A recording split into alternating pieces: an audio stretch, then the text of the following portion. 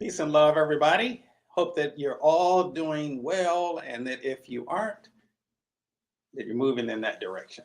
I'm Royce Fletcher Thomason, back for another Sunday Hope and Healing session. We're broadcasting live on Facebook from the Royce Fletcher Thomason, my personal page, Royce Fletcher Thomason, as well as from the Transcending the Matrix group, and on YouTube from the Matrix Healing YouTube page. And so today is January. Lord have mercy. Today is June 19th, 2022. June 19th, for those who don't know, is Juneteenth Day. What is the significance of Juneteenth Day? A lot of people only became recently acquainted with Juneteenth. For anybody who doesn't know, just to give you a little bit of historical background, back in the 1800s, where there was the Civil War, which was largely tied to ending slavery. President Abraham Lincoln signed the Emancipation Proclamation on January 1st, 1863. That's when slavery was supposed to end. But word didn't make its way into Texas, the state that I used to live in before moving here to Florida. And Texas it's an interesting place. It's its own animal. It tried to actually separate and be its own nation. And in fact, when I was living in Texas, there were times I would see, more so than cars, see pickup trucks that had bumper stickers that read things like United States of Texas and stuff like that. But anyway, it was on June 19th, 1865, 2.5 years later, that word got through, was delivered to Galveston, Texas. At that time, Galveston was a large city, but there ended up being this major hurricane that really kind of decimated the town, and Houston ended up becoming the large city, which was several miles off of the coast. So Juneteenth is really celebrating when freedom really came. For those of my particular ancestry, although you can gather from the complexion of my skin that I have mixed ancestry. Down the line, there were folks besides those who were descended from Africa. Actually, that's another message for another day. So today, June 19th, recognized as Juneteenth Day. And I just realized I did not have my microphone on. I'm not going to tuck it in my shirt. I know it makes a lot of noise when I go to put this thing on. So my apologies for that if it got real loud or irritating or anything like that. So for those who weren't familiar, now you've got maybe a little bit of information. And for many African Americans, the idea of the 4th of July can seem a little hypocritical, because for those of us whose ancestors were not at all free and who were seen as property under the, I'm going to call it, demonic system of chattel slavery. It was another 80 years before, before my ancestors and the ancestors of many in our nation were actually free. And so today is Juneteenth Day, and it's also the third Sunday in June. What happens the third Sunday in June every year? It's Father's Day.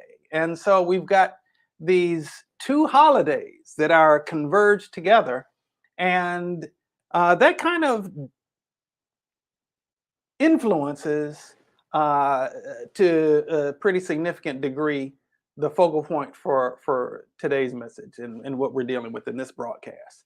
And before I go on, I just want to acknowledge anybody and everybody who's here. Hello to everybody who's here. If you would just drop a a quick hello in the chat, or what's up, or how you doing, or love and light, or whatever it is that you want to say.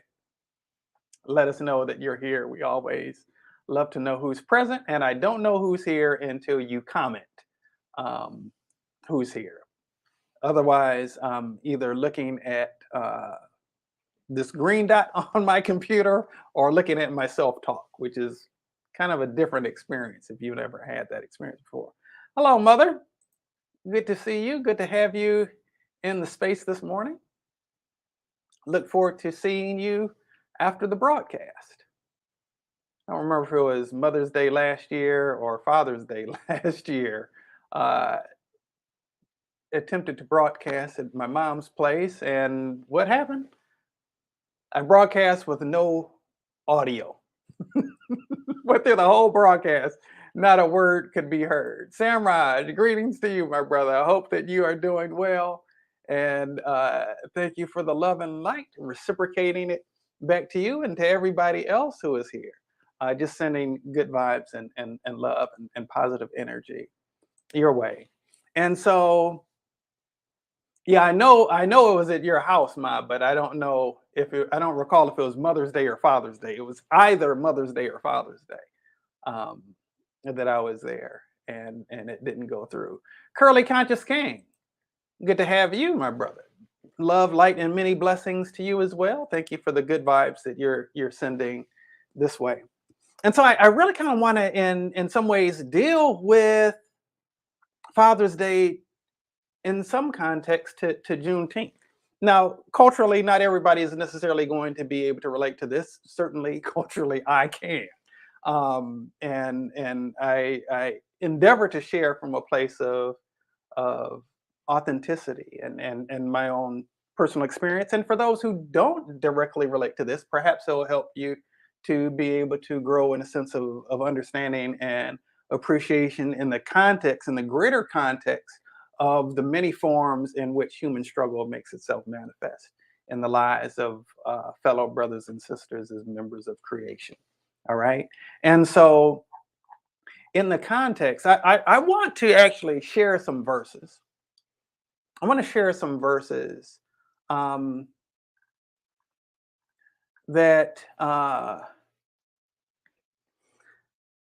I want to share some verses first that start from I'm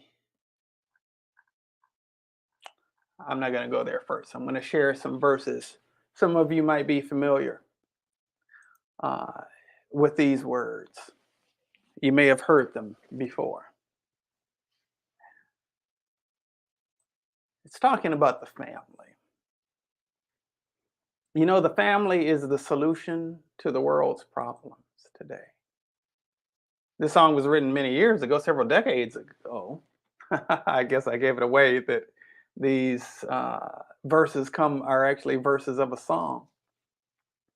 But I'll go ahead and continue. But I want to place it in the context of there are a lot of challenges that we're faced with in our world today.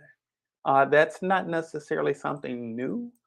The way it manifests may be new to some degree.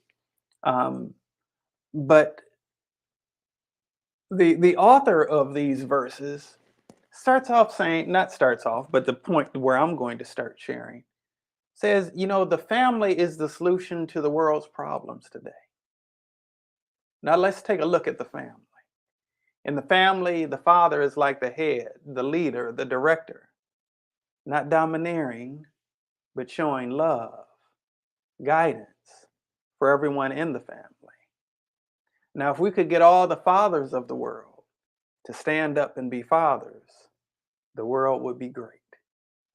Then we have mothers who are the right arm of the father, and it goes on and shares some things with them, and goes on to say that the mother helps the father in terms of guiding and directing. And then says, and then there's the son. The son, most sons are like imitations of their father. So we're back again to the father. And he is if he's guiding in the right way, the son is definitely going to be all right. Then we have the daughter watching her mother, because sooner or later, she's going to be a mother and have her own sons and daughters. Go on to say that it don't just stop there with the family of yours or mine. It's a universal family under one divine purpose and one divine Father. That is, if we all come together, no matter what color, race, or creed, because that's all in the head, whether you want to believe it or not. And those words come from the song Family Reunion by the OJs. My favorite part of the song, they're not actually singing that part of the song, they're actually just being spoken out. Um, and I deeply appreciate that. It's talking about the strength and the significance of fathers. Now, it is a reality that if you want to get some sense of the moral fiber or the character of a nation, you look to how it treats its women. If you want to get a sense of the strength of a nation, you look to see what is the strength of the father. Right? And like they were saying, the father is the head. And unfortunately, I love that it says this. I love that it says this because this is so true. It's right on point. The father is the leader, the head, the leader, the director, not domineering, but showing love and guidance. In a lot of family situations, the man who is the father feels like everything is supposed to center around him. Sometimes it's that way. The reality is, yes, I believe this, that the father is the head of the family.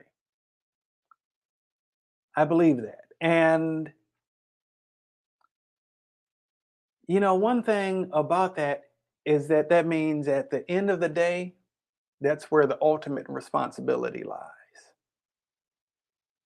At the end of the day, if there's something that needs to be done, he needs to be the one to step up to do it. If there is a sound that's heard, that needs to be the one who's going to see and check and make sure that everything's okay.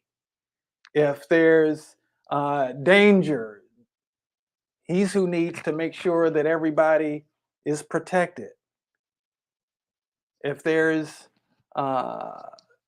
situations where there's guidance needed, certainly both parents have a role, you know, to be played in that. But the father position isn't really one so much of privilege as it is one of responsibility. The father is the foundation of the family. The father is the foundation of the family, and if the foundation is cracked, if the foundation is unstable, if the foundation isn't firmly set and laid down, then the whole house is compromised. The whole house is compromised. And so the father has the responsibility of holding everybody on his shoulders, in a sense, right? Now, let me place this in the context of Juneteenth Day, which is the end of chattel slavery, right? Now, I'll say it again, the demonic system of chattel slavery, where humans are being owned. And right now, there's a lot of revisionist history that's going on, trying to make it seem like, you know, slavery wasn't really that bad. The slaves were treated like members of the family. Um, you know, all of this. Listen, you don't brand members of your family. You don't own members of your family. You don't sell members of your family, right? You don't keep members of your family from being able to go and pursue their dreams. That's not part of it. You don't give the members of your family the scraps of the food, of what's left over. That's how soul food became soul food. Stuff like gizzards and chitlins, because kind of the scraps were given to the folks who were embodied in slavery. And so that was what folk learned to subsist on, stuff like that. Pig's feet, pig ears, and stuff like that. And I'm not trying to be too depressing today or anything, but the reality is that something that a man needs, and it's okay for people to have needs. We all have needs. Something that a man needs is a sense of respect, to be and feel respected. We all need to be and feel heard and seen in our own way. But a man has an innate need to be and feel respected. Every man wants to feel empowered. Every man wants to feel strong.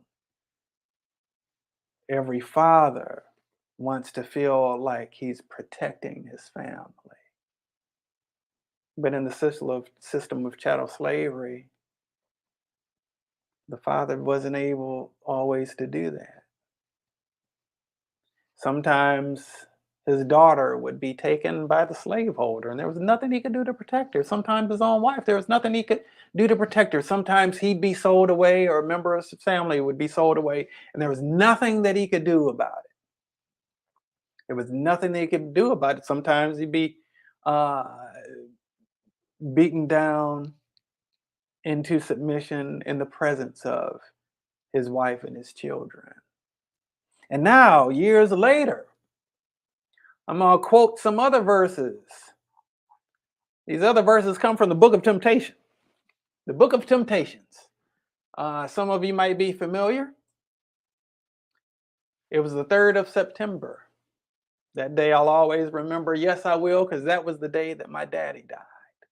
I never got a chance to see him, never heard nothing but bad things about him. Mom, I'm depending on you to tell me the truth. Mama just hung her head and said, son, Papa was a rolling stone. Wherever he laid his hat was his home, and when he died, all he left us was alone. Imagine that. Your father leaving, there's no legacy that's being left except you being alone.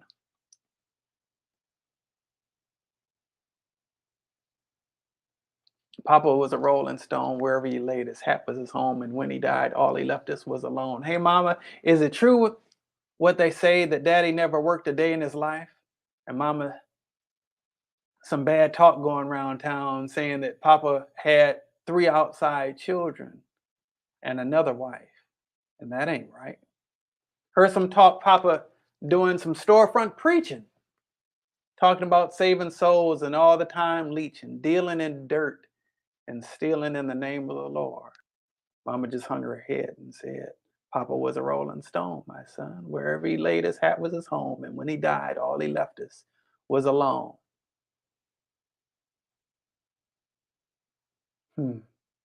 Hey, Mama, I heard Papa called himself a jack of all trades. Tell me, is that what sent Papa to an early grave? Folks say Papa would beg, borrow, steal to pay his bills. Hey, Mama, folks say Papa never was much on thinking, spent most of his time chasing women and drinking. Mama, I'm depending on you to tell me the truth. Mama looked up with a tear in her eye and said, son, Papa was a rolling stone. Wherever he laid his hat was his home, and when he died, all he left us was alone. Yeah, a lot of people have that reality. Whether if it was Dennis Edwards and the other members of the Temptations singing about it or not, there are many people who have that reality. Nearly 20 million children experience being raised without the presence of their father in the home or in their lives, right? This one thing can be largely tied to a lot of the moral decline in society, and also a lot of the other challenges that we end up facing. A lot of the other challenges that we end up facing.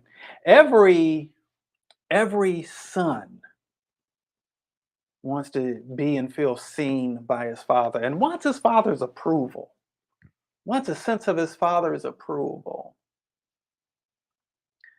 And for those who aren't able to get that from their father, they look for it in other places where they can find it, where they can find what they perceive to be a strong male role model in their lives. And for many people, that's not necessarily the best place. You know, the people who are running the streets and maybe have all the women and the cars and the jewelry and the money, that can be very attractive to someone who doesn't have a stable guiding force in the home or in their lives, particularly for a young man. And just like they're wanting uh, that acceptance, that guidance from a father, and the absence of a father that sometimes take as a surrogate, a man who may not necessarily have the best intentions, a man who probably did not have his father active in his life and learned to get by crook or hook, by cheating or stealing or manipulating in whatever way, and a lot of times with a lack of guidance, you know, like the OJ said, most sons become imitators of their father, and if their father wasn't there, what are they imitating? They're imitating absence, procreation without responsibility. It takes biology to sire a child. It takes acts of manhood to raise a child, right? There's a definite distinct difference there. And yes, I'm blessed that my father was always in my life. Though my parents split up when I was, pretty young, in elementary school. My father's always been in my life up to up to about 9 minutes before this live broadcast started. I was on the phone talking with my father. I'm blessed. I've been blessed to have, stepfather in my life that similarly offer love and support and guidance. Both of my grandfathers, it's blessed to have them both in my life as uh, vessels and expressions of strength and support and things of that nature. And I'm very, very, very, very, very blessed in that respect. Not everybody's blessed with that experience the way that I have been. Not everybody has been blessed with that experience the way that I have been. And some have gone a different route. Some get a false sense of manhood is by how much you can spread your seed, how many women you can have, how much you can flaunt, show off, right? A lot of times, hey, listen, the likelihood of a young man not having his father active in his life is significantly, there's a strong correlation between between men who didn't grow up with their father in their life and men in prison, men who've turned to life of drugs and crime. Hope you can still hear me accidentally. Like I mentioned, I usually have my my mic tucked into my shirt. It's on my shirt, and I hit the cord and knocked it out. So my apologies if it started sounding like that or anything. But hey, listen, a reality is that I know as a healer that stuff passes down from generation to generation. The challenges that aren't resolved pass down from generation to generation. In the system of chattel slavery, you have men who are fathers wanting to be there for their children, wanting to be there for their uh, for their wife, the mother of their children, who in many cases weren't allowed to be, and experience this sense of complete disempowerment, feeling emotionally castrated, and sometimes even physically so. Um, but people deal with and cope with things the best that they actually know how. And so sometimes when a person is experiencing a sense of hopelessness, they go to whatever they can to try to find a way to cope with it. Sometimes that may be in a bottle. Sometimes that may be in creating a sense of emotional distance. And over time, things have a way of festering and manifesting themselves in difficult ways that can make it very difficult for a person to do something different than others have. When you go to the doctor, they always ask for a family history because things are passed down. Memories are actually passed down from one generation to the next. Memories are passed down from one generation to the next, and sicknesses get passed down from one generation to the next. What the reality is that within your body right now, within the cells of your body right now, are not only all the memories of everything you've experienced, heard, seen, tasted, smelled, touched, from the point of your conception to this moment now, in your cellular memory stored within the cells of your body, somewhere in your body, but you also carry with you the memories, experiences, thoughts, and such of your ancestors before you. And some things they weren't able to work out, and you get to do your best to work those things out so that certain negative things don't get passed down to future generations. We're all here. It's all part of our journey. It's all part of our journey. And maybe your journey isn't the same exactly as somebody else's, but please respect whatever someone else's journey is. You may have had certain opportunities that others didn't have. Please don't look down your nose at them. Please don't. It's just by the grace of God that you are where you are right now. Greetings, Jennifer Bliss. Much love to you. Thank you. Much love to you, my sister. Um, a man who did not have his father in his life is much more likely to sire children that he doesn't take care of. A woman who did not have her father as an active part of her life is much more likely to end up being with a man who doesn't end up taking care of his children. And see, then look what happens. Look what happens. We're in a situation right now where, oh gosh, in terms of relationship and marriage, it's getting kind of really interesting out here, right? There, there are a great number of women who are connecting with a small number of men, okay? And all of the women going for the same men, pretty much, okay? They're going for the ones to a large extent who are kind of slick. Manipulate the woman, tell her what it is that he knows that she wants to hear, to get from her what it is that he knows he wants to get. I used to, as a young man in high school and college, I used to see it so clearly. because I always had male friends and female friends.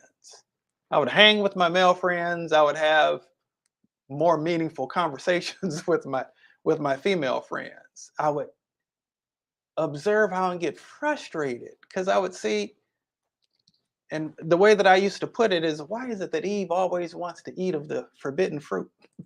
Go for the bad boy, so to speak. Because I'd hear the conversations that the fellas were having too, and their intentions were not good. Their intentions were selfish in nature, and so they go through as many women as they could, and to a large extent, women would see men who get a lot of women as his value being increased, whereas the reverse is the case with women. When a woman has been uh, with a lot of men sexually, a man sees her value as decreased. Okay. And so then we have more and more single family led households where the father isn't present. The father isn't physically present, and he may not be present in a lot of other ways. And then you see all of these things that start to end up trickling down as a function of that. You see all of these things that start trickling down as a function of that. And with the deterioration of the family unit, there's the deterioration of culture, the deterioration of our society. And now it's at a point where who are significant representatives of, for young people, of what they strive to be, what they see in the media, whether it's social media or the music art, folk who basically, for the large part, are representing something that is completely and profoundly dysfunctional.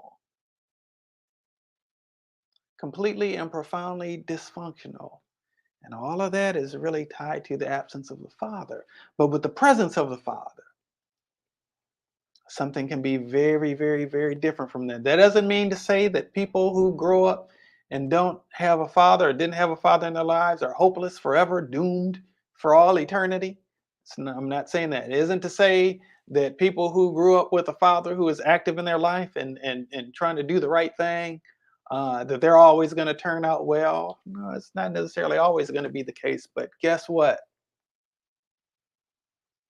Guess what? Person is 200 something percent times more, like 200 something times more likely to end up in prison dealing, selling, using drugs if their father wasn't in their life, actively in their life, than if they were, right? And that's a reality. A woman is going to have a much harder time understanding what it is to be loved by a man if she didn't get to have that experience from her father. And then when love shows up, it'll be hard for her to recognize it because she's familiar with the other thing. And then um, there's trauma bonding that ends up taking place because we kind of innately want to go with what's familiar. That feels safe. What's familiar feels safe. What we know feels a little bit safer, and something that's healthy might even feel scary. If we haven't known healthy, well, it would make sense that would feel scary, right?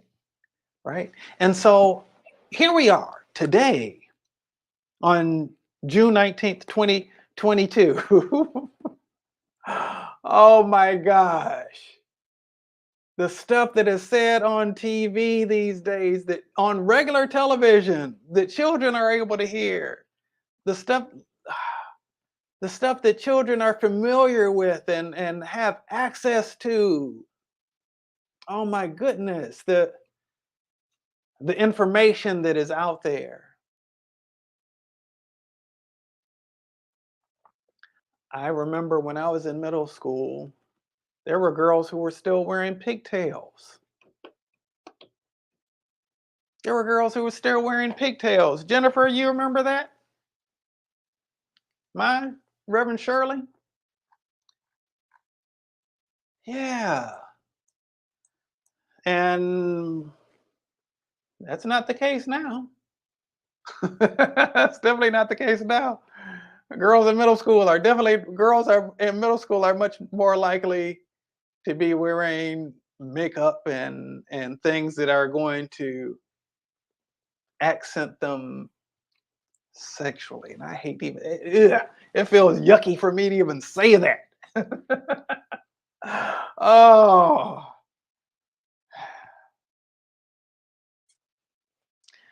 but that's the reality of the world that we live in today.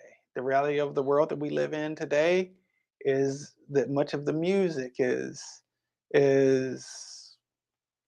really out there. I'll just put it that much of the music is really out there, and again, that's a lot of times serving as what what a boy wants to become, or a young man wants to become, and what a young woman wants to be with, right? Even though profoundly unhealthy, profoundly unhealthy. And so, yeah, there are more and more and more and more single family, single parent headed households, and the great majority of those are by single mothers. Shout outs to the single mothers. Uh, I honor I honor you for doing what you're doing, uh, and I want to acknowledge, nonetheless, I believe that a single mother can do her best to teach a boy to become a man, but only a man can show a boy how to become a man or how to be a man. And I stand by that. Only a man can show a boy how to be a man. And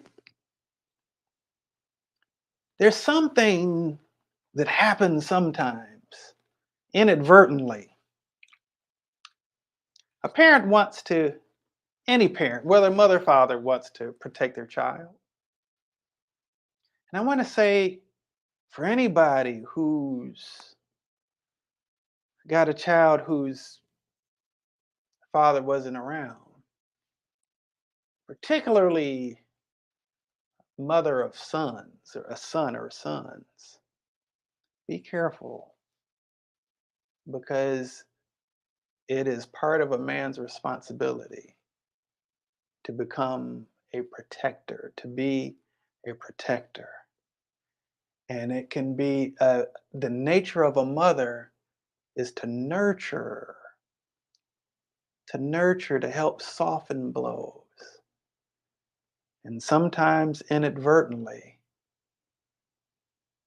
a single mother will raise sons to be weak because the focus is on, he learns that he has to be protected by a woman rather than be the protector of a woman. Now that again, that's a lesson that it really helps for a man to be present, to be able to convey. It really helps for a man to be present, to be able to convey that. And so for all of the fathers who are doing your thing, kudos to you. Kudos to you. I honor you. I honor you for being actively involved. Children don't come with manuals, so there are times you're not going to get it right. There are times you're going to kind of flub things up a little bit. But kudos to you for showing up. Kudos to you for being there, and for the guidance that you're offering. In this conversation that I was sharing with you, that I was talking with my dad, I actually have my brother, the brother who's just a few years under me, on the phone. and we were both talking with our dad, and um, during the conversation, my brother was sharing um, how my niece, my 12-year-old niece, woke him up in the middle of the night because she saw, in her mind, a spider that was actually a mosquito, and a bee which actually was not a bee. Like 2:30 in the morning or something. And he's the one to go take care of that. You know, he was feeling pretty sleepy as a result of that, but then, he did end up getting back to sleep after a while. But then, when it's time for the dog to go out, who's the one taking the dog out, making sure that the dog is tended to? Well, that's him again. Just him serving in his role. And there's a sense of comfort and safety that comes with that. I was there with my brother and my niece and my sister in love this time last Sunday. And and later in the day, he and I went and did something that we neither one of us had done in a long time. He said he doesn't think he had done it since my niece has been born. I brought with me in my trunk a football and a basketball. I gave him a choice of which one he wanted to put to work, and he opted for the basketball. And so we went and we shot some hoops. My brother and I did. Nice time of just brother bonding. And from there, we went to this soul food place to pick up some soul food. We were going to go Saturday. We're excited about it, but it's a little mom and pop type place. There was a family emergency, so they end up having to close Saturday. So we weren't able to go Saturday. We ended up going Sunday, and it's a little. We had already been playing basketball for a little while, and it's a little ways from where we were playing. We had to wait about 20, 25 minutes for food. And then on the way driving back, my niece called, and she's asking, "Dad, where are you? Did you go back? Did you go back to Tampa with Uncle Royce?" That's what she calls me, Uncle Royce. And you know, she's not always every moment underneath, my brother.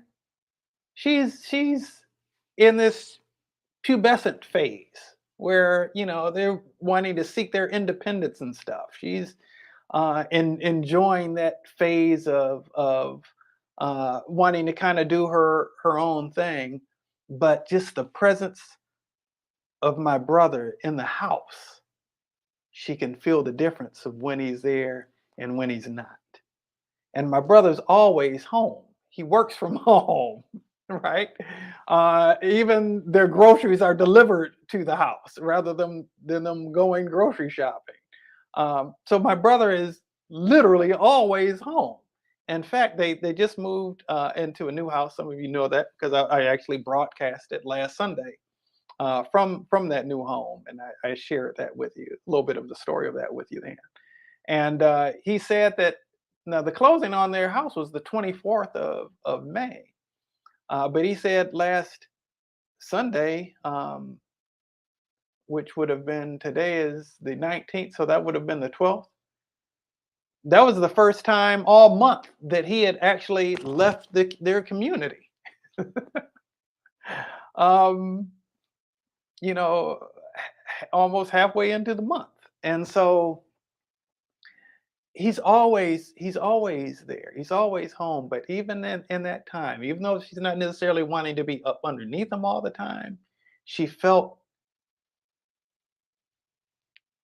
she felt something with his absence from being physically there, which means she feels a sense of safety, a sense of security, and just his presence being there, right?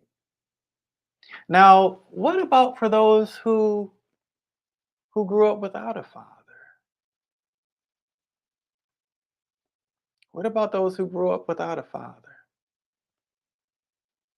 Is there any hope? Are you doomed? Well, I don't think so. I don't think so. Jesus, who I believe to be, I don't believe that there's ever been a soul more spiritually advanced or more powerful to ever walk the face of the earth. And he referred to the source of all that is, the creator and the sustainer of the heavens and the earth. The great being in which eternity and infinity are contained.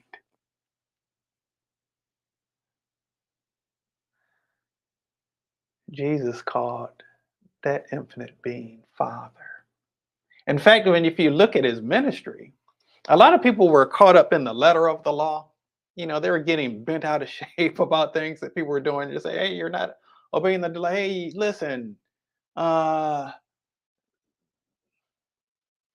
this woman slept with somebody that wasn't her husband. We're gonna throw stones at her until she dies. I mean, gosh, that is ruthless. Could you imagine just being in the middle of a circle of a bunch of folks just throwing these big old stones at you until you die? Gosh, that is out cold. And Jesus stepped into that situation and said, listen, you guys are missing the point here. No, it's not good for you to, want to be, just kind of uh, doing whatever with whomever.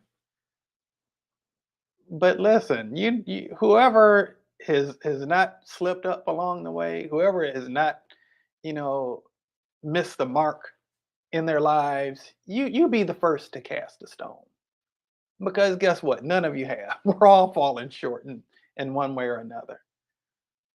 A lot of his ministry was focused on going beyond the letter of the law to develop an intimate relationship with the source of all that is.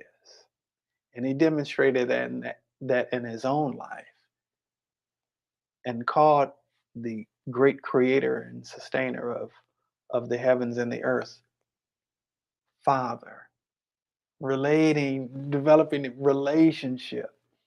When he was teaching people how to pray, he said, pray like this. What was the first thing that he said? Somebody put in the chat. Let's race to see who can be the first person to put in the chat. When they asked Jesus to teach him how to pray, what was the first thing that he said in terms of leading them by example? I know it's like 20, 30 seconds from the time that I say it until the time that you hear it.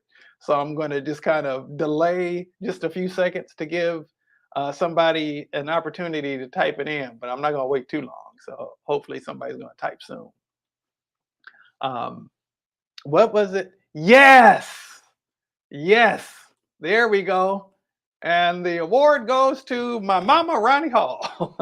Ding, ding, ding, ding, ding. Yes, our Father. The first thing that he taught them in terms of teaching them how to pray is our Father. Develop that intimate relationship. Yes.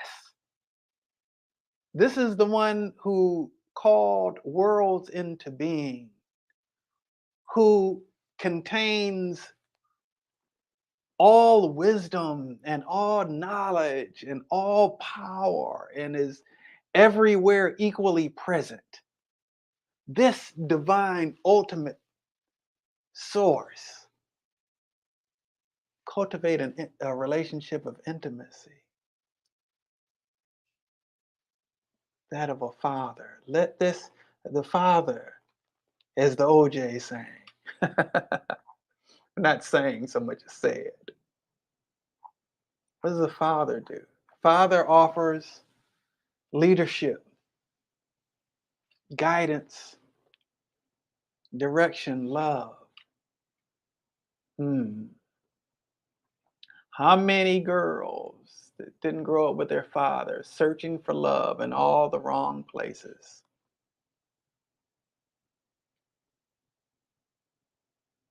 Searching for love in all the wrong places. Or as Eddie Murphy said on when he was on the part of the cast of Saturday Night Live, Wookin' Panub. Wookin' Panub. looking for love in all the wrong places and desperate to feel the affection of a man because they're trying to fill a void and will compromise themselves in order to feel that. I've shared before, I believe, about uh, where somebody had posted, they were asking how much money she should give her boyfriend. The situation was that her boyfriend got married. She helped him pick out the she helped him pick out the ring and actually opened up a line of credit with a store to help him purchase the ring. Uh, she was feeling down because since he was married, he was only coming to see her once a week.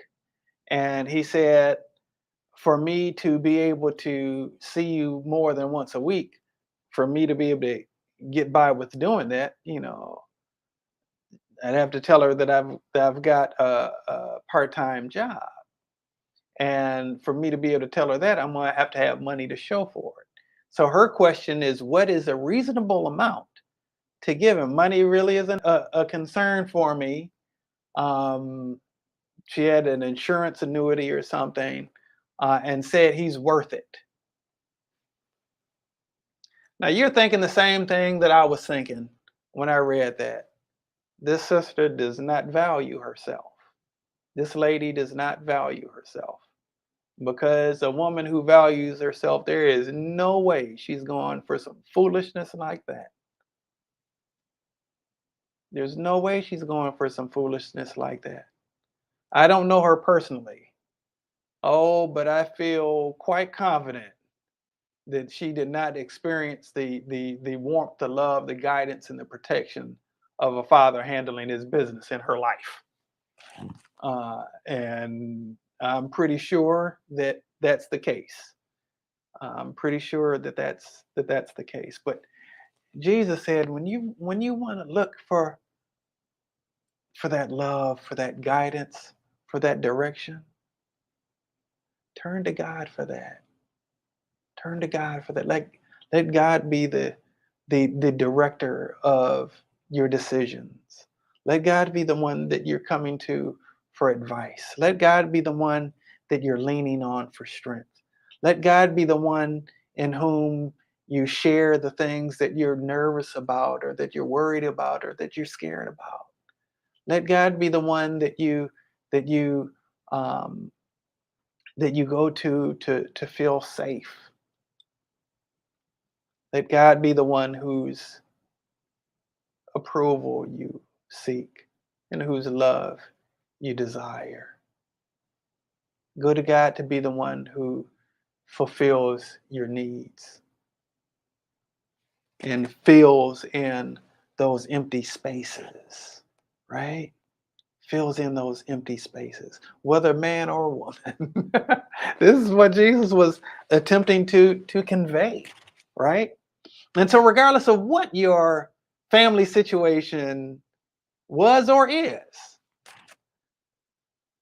you can turn to God. Now, a reality is that even Jesus himself, when he was on that cross, back it up, before he was on the cross, when he was in the Garden of Gethsemane praying, stressed all the way out, he called and spoke, referred to God the source as Father then, and said, you know, I'd really like to not have to go through this. But beyond the fact that I know this is about to be really unpleasant, to say the least. If you're guiding me to do this, I'm gonna go with what you say. I honor and I respect the part of being a man isn't just taking the road of what's convenient. Mm, that's a word. Anybody who has ears to hear, let them hear. But then when he was in those moments before taking his last breath, he didn't call Father then. he, in that moment of feeling that sense of isolation, of feeling that sense of almost abandonment, not almost abandonment, he said it quite clearly. And why have you forsaken me? But he didn't say Father, Father, Abba, Daddy. Why have you forsaken me? Then he went to the more distant language. Okay. Seeing God as more of a far off thing because the thought of being abandoned by his father was almost too much to bear. But then after that moment, he still came back. And you might have moments where you kind of fall off the wagon again, but you can still come back. After that, he ended up going back to referring to God as Father again. And I want to say to all of us, that redemption is possible. Maybe you have someone in your life that you have sired but not taken care of. You can do different. You got another chance. Today is a new day. You can start anew. Maybe you, and you know what? I was doing a lot of, as I always do, I kind of prepare myself for these messages and I was doing some research um, and some of the research that I was coming across, there was a lady who was talking about how it's like there's some things it's like becomes like popular. There's certain things it's like popular to joke about even, right? And one of the things that's become popular to joke about or popular to do is to, and this is understandable because for so long we've lived in a patriarchally dominated society, right? Um, and where women have been largely disempowered.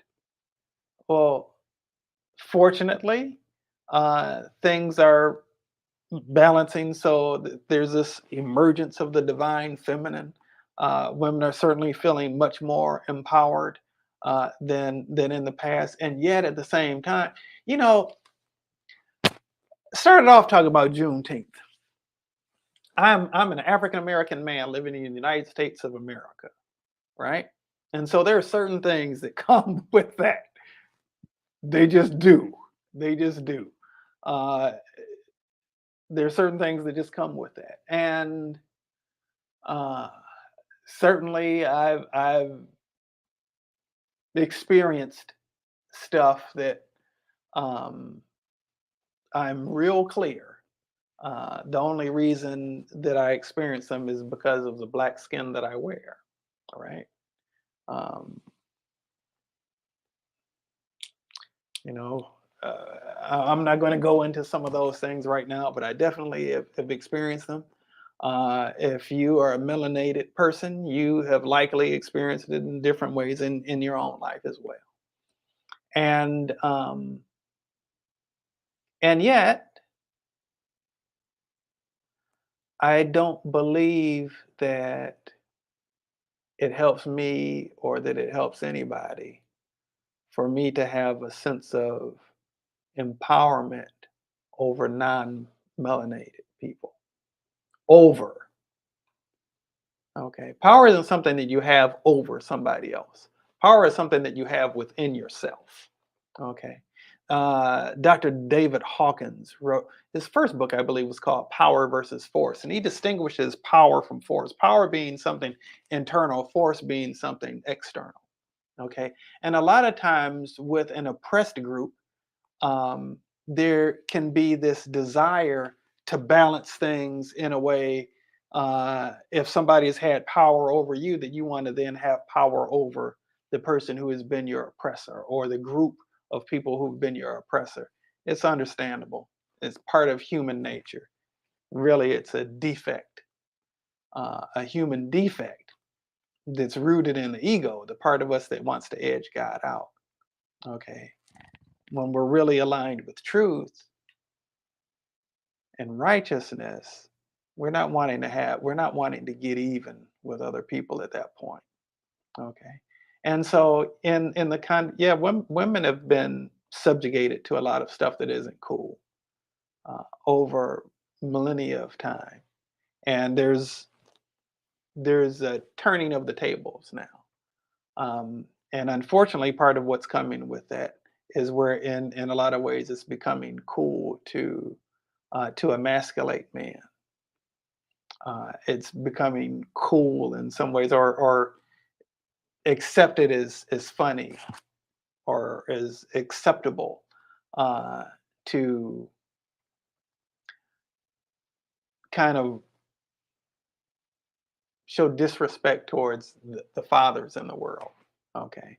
And that's whether the father is in the home or not. Even when the father is in the home, um, that's really just part of acceptable uh, acceptable society, right? Um, but I want to say to all of us, we can all do better, folks. We can all do better. We all have a responsibility. As OJ's mentioned, the family is the solution to the world's problems.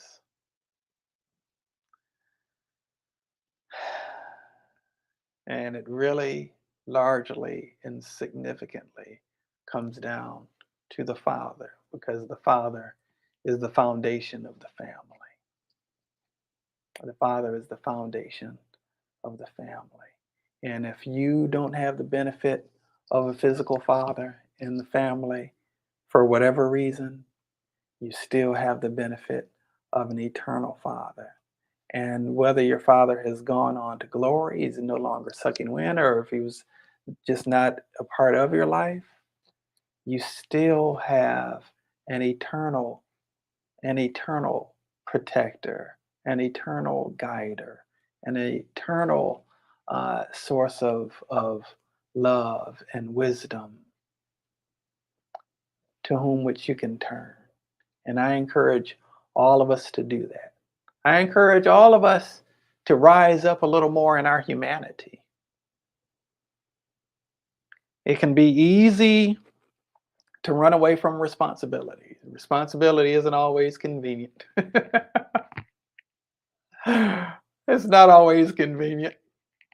It isn't. Um, it can be easy to take little stabs and little digs at those who, and somehow you, towards those who you associate as being uh, those who've had, or one who's had power over you.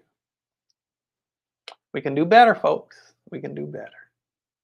I want to take a moment right now and I want to first and foremost honor and recognize God, the source of all that is the mother of the motherless and the father of the fatherless.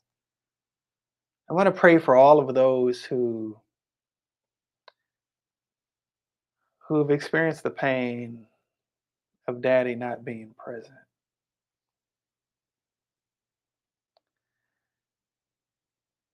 And I call forth the light and the love of God into those childhood wounds,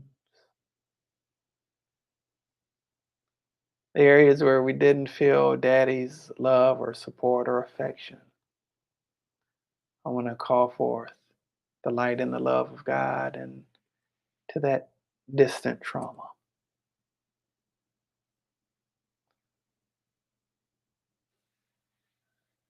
The areas where they felt judged by their father or treated harshly by him. I want to call forth into that space the light of God's love. I want to call forth forgiveness towards self, forgiveness towards the Father, and forgiveness towards God. A lot of times we don't think we need to forgive God. We don't think we need to forgive God because we don't necessarily allow ourselves to acknowledge that we're upset with God in the first place. But God can handle our being real. It won't break God. So we welcome in the light of God's love and God's strength into those spaces within us. The places where we've hidden and felt unsafe because of trauma that we've experienced, because of hardship that we've gone through. We welcome the light of God's love into the hidden chambers of the secret recesses of our souls where we don't even go and visit in our minds if we can help it. We welcome God's strength and guidance and protection and love into that space. Thank you, God. Those who feel the shame of not having shown up, the Father, for their children, we invite God into the place in you where you're holding on to the shame of that. And call for strengthening, for resolve to do differently and to do better, to forgive yourself, to have compassion for yourself, and to have the courage to man up and do differently now.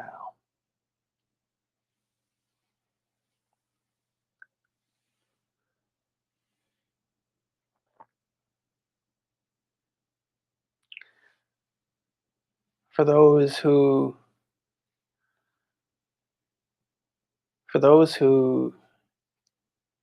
did not necessarily get the opportunity of the blessing of having the experience of being a father,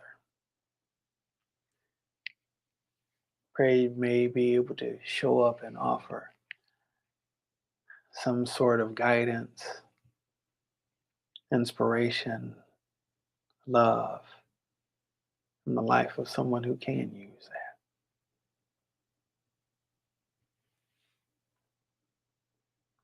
Thank you, God. Thank you, God. And ultimately, not only from the standpoint of fathers, but from all of us, regardless of parental status, regardless of gender, that we might be positively contributing members of the universal family.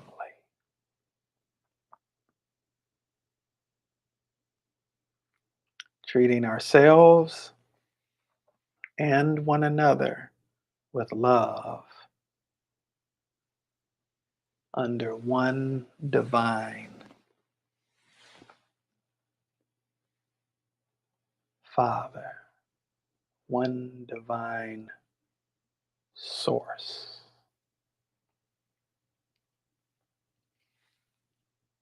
Thank you, God. Laying down burdens of envy, jealousy, anger, hatred, malice, or any form of unforgiveness. That we might truly be beings of the light, seeing things clearly. Because if our eye is single, if our eye is whole, if how we're seeing things is whole, then our whole bodies are filled with light. Thank you for that. Thank you for that.